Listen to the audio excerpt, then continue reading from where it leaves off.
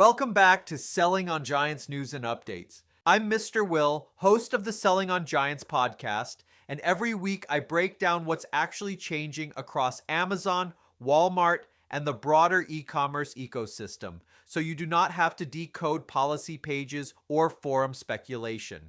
This week's theme is control. Who has it? Who is losing it? And where operators need tighter systems before platforms make the decision for them. Let's start with Amazon and returns, because this one quietly changes risk math for a lot of brands. Beginning February 8th, Amazon is ending the high-value return exemption for seller-fulfilled orders in the United States. Every seller-fulfilled order now runs through Amazon's prepaid return label program, regardless of item value.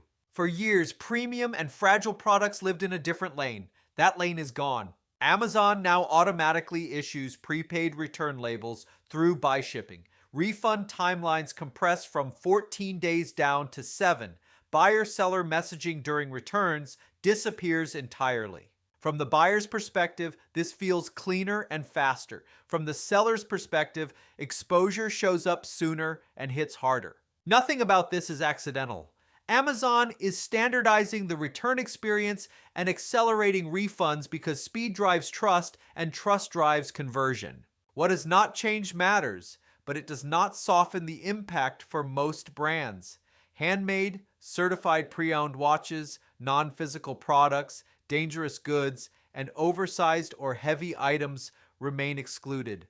Seller-fulfilled prime returns are still fully prepaid with no opt-out. For mid to high revenue brands selling premium products, this pushes return readiness out of operations and into performance. Return shipping costs hit faster, refunds move quicker, damage and abuse surface sooner. If Amazon refunds a buyer and you believe the return was not your fault, safety is still the recovery path. Non-delivery claims with valid tracking, items returned damaged or materially different, refunds issued without a return. Refunds after replacements. Safety is not guaranteed, and recovery is often capped, which means documentation, packaging proof, and SKU-level risk awareness now matter more than arguing after the fact. This is a cleanup window. Addresses, weights, dimensions, high-risk SKUs, packaging documentation, returnless refund rules. Brands that treat returns as a system will adapt. Brands that treat them as an exception will feel margin leakage faster than before. And that sets up the next shift inside Amazon, because Amazon is also giving sellers better visibility into where problems actually originate. Amazon is rolling out new Amazon business reporting metrics that finally separate business buyer behavior from retail noise. Until now, most sellers guessed B2B performance lived inside blended reports, masking root causes and overstating problems that were never business buyer driven. Now sellers can see B2B refund rates, B2B feedback, negative feedback rates, and A to Z claims tied specifically to Amazon business orders. This matters because business buyers behave differently. Orders are larger, tolerance is lower, packaging mistakes show up faster, and one operational miss can ripple across multiple units at once. The mistake here is overreacting to raw numbers. The smarter approach is comparison. Compare B2B refund rates to retail for the same ASIN. Watch for repeat issues tied to bulk SKUs rather than one-off claims. Use negative B2B feedback to refine case packs, pallet prep, and outer packaging. If B2B refund rates run lower than retail, that is not a warning sign. That is a signal Amazon business deserves more focus, not less. You will find this inside business reports under the Amazon Business Dashboard view. Data lags by about a day, so trends matter more than daily swings. Amazon is quietly investing in B2B and giving sellers the tooling to manage it properly.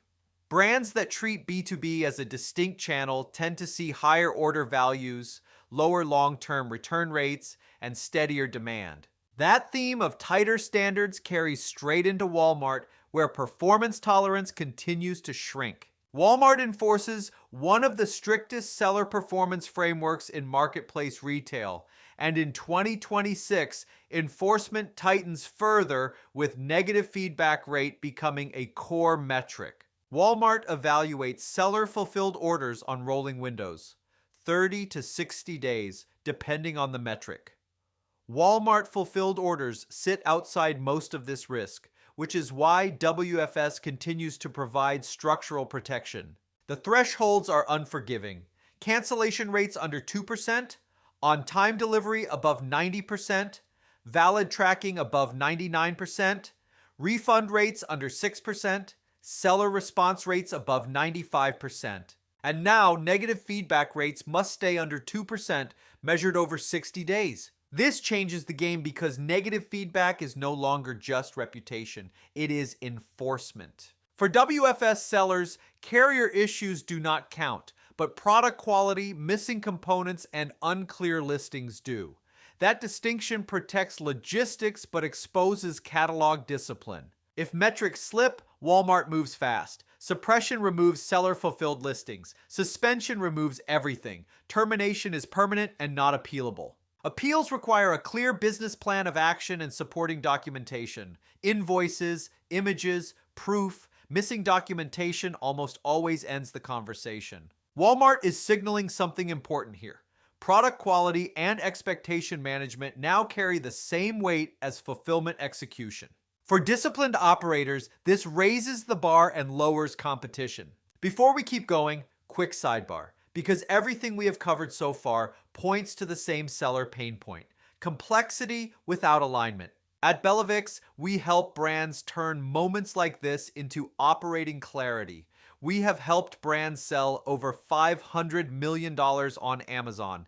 We are a verified ad partner, and we focus on hands-on strategies that turn marketplace complexity into clear operating plans teams can actually execute. If you are feeling the weight of these changes and want structure instead of reaction, that is what we do. Bellavix.com.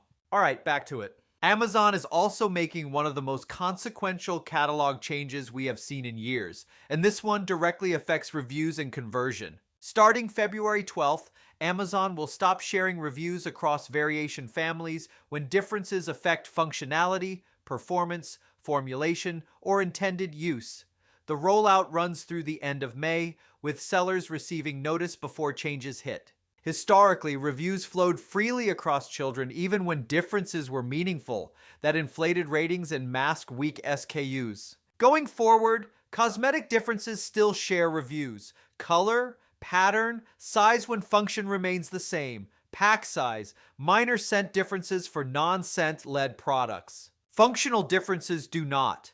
Power, capacity, models, bundles, flavors, ingredients, primary scent products, material changes that alter performance, skill level differences. This cuts both ways. Buyer trust improves and returns tied to mismatched expectations drop. But brands with sloppy variation architecture will see review counts and star ratings reset at the child level. This is not a wait-and-see update. It is a catalog hygiene moment. Audit parent-child relationships, separate functionally different SKUs now. Identify children relying heavily on shared reviews. Strengthen PDP copy where reviews may reset. Amazon is tightening the connection between reviews and reality.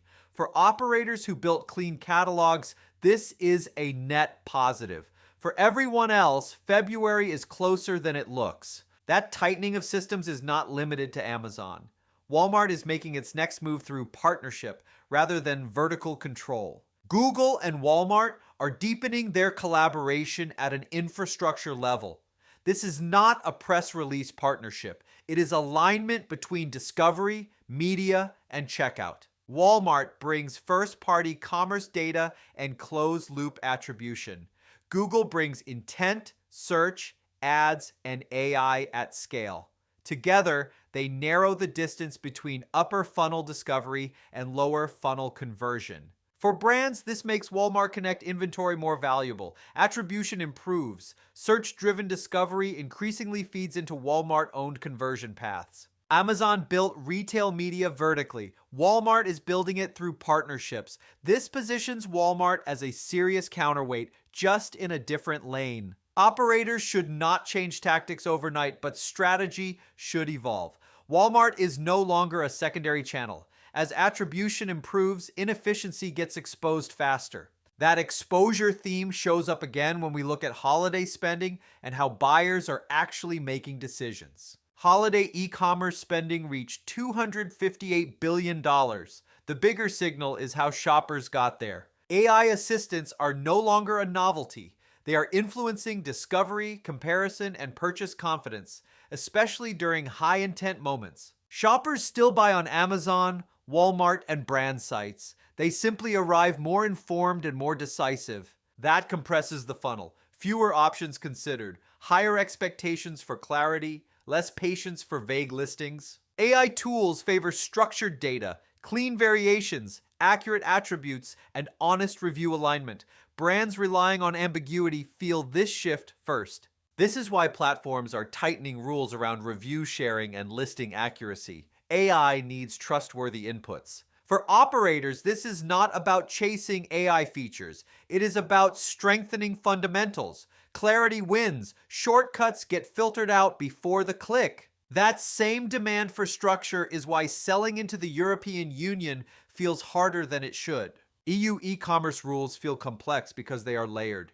EU-wide laws, country-level enforcement, platform-level requirements. Sellers get tripped up by buyer-first consumer protections, VAT complexity, category-specific compliance, and return expectations that exceed US norms. Marketplaces enforce aggressively because regulatory risk sits with them. Removing a seller is easier than defending one. Successful EU operators enter selectively, validate eligibility upfront, align claims tightly to documentation, and plan for higher operational overhead. The complexity is the cost of entry. The opportunity sits on the other side. And finally, a quiet infrastructure change that most sellers will not notice until something breaks. USPS is restricting programmatic access to package tracking data starting April of next year. Consumer tracking remains unchanged. Packages still move. Buyers still track. What changes is who can access tracking data at scale through APIs, webhooks, and bulk extracts. USPS will validate whether the party requesting data is authorized to access the mailer ID on the label. Unauthorized access may require paid agreements. Most sellers do not need to change anything, but awareness matters. Identify tools pulling USPS data. Ask vendors how they are authorized.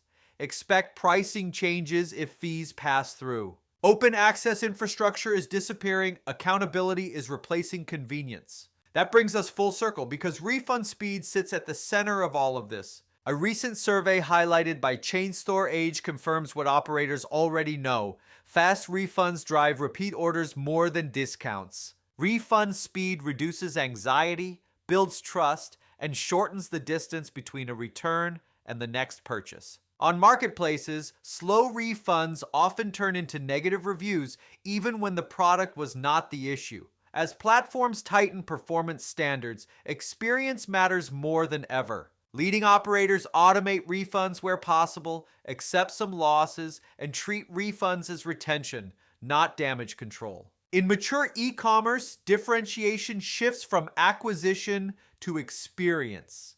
How you handle the exit often determines whether there is a next entry. That's your Selling on Giants news and updates for the week. If this saved you hours of scrolling and second guessing, leave a review wherever you listen. It helps us keep the signal high and bring better conversations your way.